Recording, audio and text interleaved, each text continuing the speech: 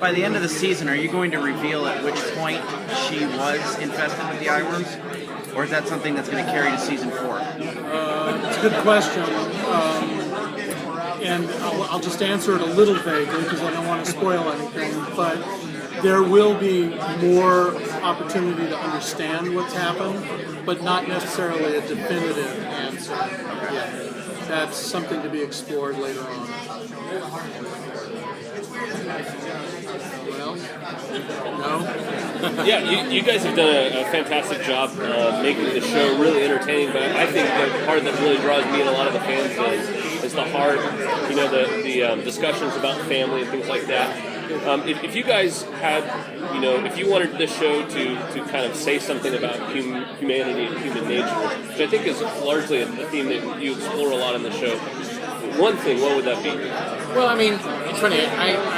I'm glad you asked that question because it's really fun for all of us to do like battles with aliens and to do eye worms and be inside a spaceship and it's human nature to sometimes get lost in that. But our touchstone that we as a group always go back to is I always think there's two things: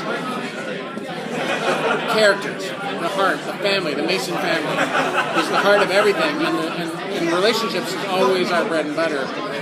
And the action and the visual effects are always the icing on the cake. And we always, sometimes we have to remind each other of that, but that's always what we circle back to. And then the other thing is always end on a surprise. That's my yeah, and I think, just taking that wave, I think that the thing that we always talk about, we all are trying to raise families in a world that's kind of wacky, not quite as bad as aliens and skitters trying to eat your head, but I think that, raising a child, trying to keep a family together, trying to keep your belief system intact when everything seems to be going crazy around you is something that I think Falling Skies reflects so wonderfully. And Greg's so right, because even in the writing room, we suddenly find ourselves getting hooked on some crazy science fiction idea, and we have to take a moment to say, okay, that's not what this show is about. How does it work on our characters? And we ended up doing the same thing on the set. So we're really family focused. And the other thing I would add is, talking about this in this context, which it's about, maintaining your humanity.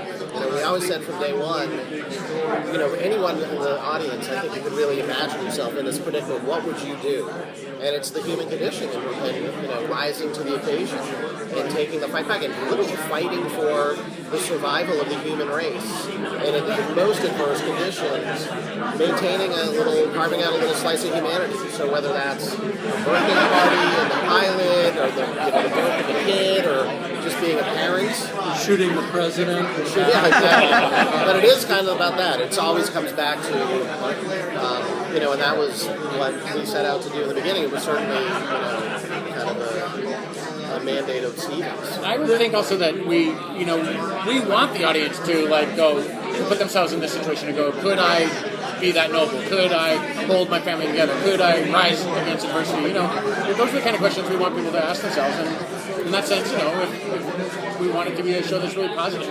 There are other post-apocalyptic shows that show the disintegration of humanity. We're the opposite of that. Yeah, that's good. Thank you. Thank you. Thanks, guys. Thanks, Greg.